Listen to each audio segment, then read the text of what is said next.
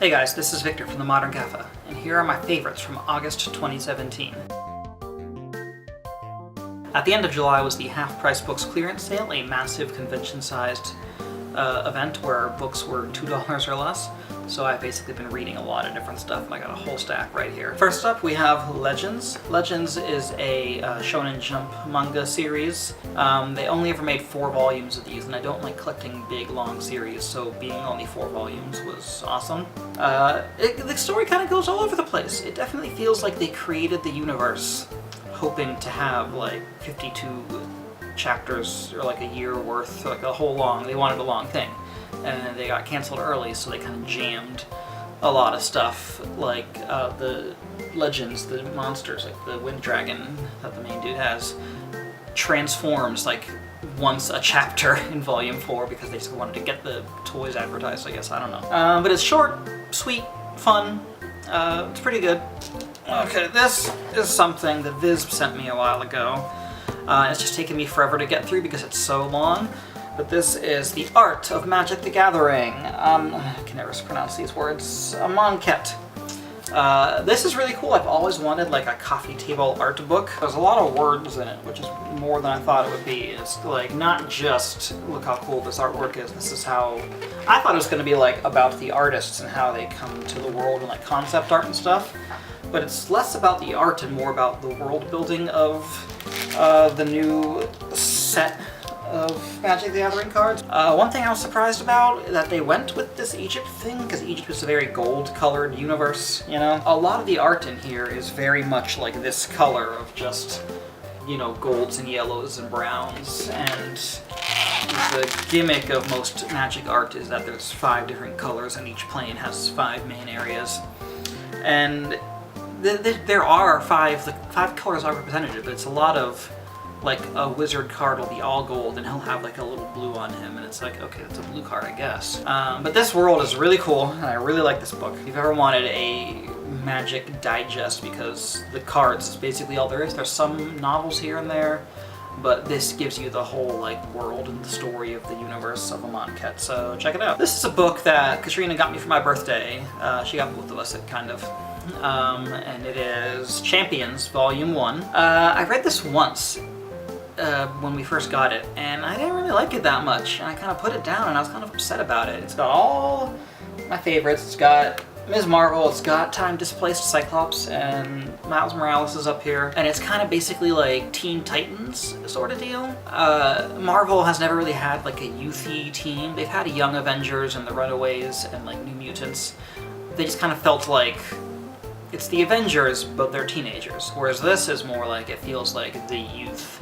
So I reread it a second time, and I do love it now, and I really want to get Volume 2 whenever that comes out. Star Wars Jedi Academy. It's kind of like a Diary of the Wimpy Kid, but in space, I guess. Part of it is like a comic, and part of it is like these weird like posters and drawings that the kid does in his journal. And then some of it is just like the actual journal entries. And he also does like doodles for like the school paper.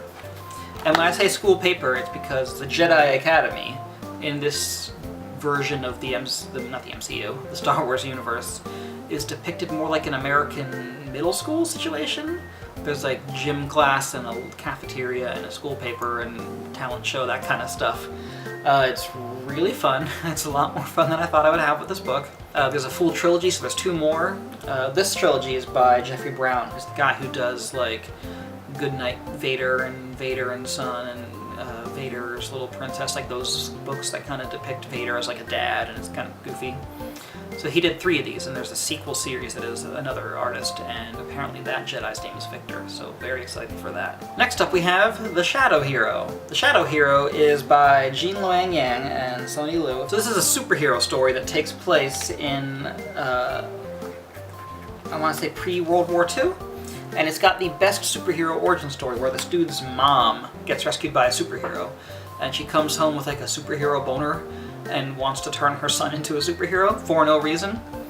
And then, spoiler alert, he becomes a superhero because of reasons. But it's really good, and there's this weird history in the back that it mentions that this was actually based on a comic from a Chinese guy who apparently wanted the character to be Chinese, but the publisher wouldn't allow it, so he never showed his face, and sometimes there was a weird shadow that was never explained. Very weird backstory, but this book kind of took that and took the weird costume and the weird shadow and kind of made it work. So it's really good. Check it out. Next up we have Digimon Adventure Tri, Chapter 2, Determination. This is awesome. I saw this movie in Japanese when it came out. God, it feels like it was 2 years ago at this point. But this is the dub for the first time in America. There was not a screening like there was for Chapter 1. It's really good. If you love the goofy Saban 90s Fox Kids dub, you're gonna love this. Chapter 1 kind of played with jokes in that style, but this one really kind of pushed it up to the next level. Go buy it. Watch it. It's great. Next up we have Ready Player One. I love this book. It's one of the best books I've ever read. It takes place in a universe where there's this thing called the Oasis. It's like in the future, and the Oasis is kind of like Facebook times a million. It started off as like an MMORPG and just became a second world for modern futuristic societies just live online. And the creator of the game hid a treasure hunt inside of it. And the book follows these characters as they go through the treasure hunt and finding clues and stuff. And it's really good. There's a million like geeky pop culture references, especially things from like the 80s. The DeLorean is in this. Ultraman shows up. Frickin' Max Headroom is in this. Max Headroom. One of the best books ever. Go buy it. And those are my favorite things that I did and read and watched this month of August. Also, I'm wearing my new Think Geek t-shirt, The Legend of Zelda Breath of the Wild inspired. It's got the Divine Beasts on it. Yeah, let me know what you got into this month. And also, on the blog, moderngaffa.com, I'm going to be doing a post every single day in September. So look out for that. I'm going to be doing Let's Play videos and interviews with some cool people and just fun, crazy articles. So look forward to that. And I will see you next month. Bye.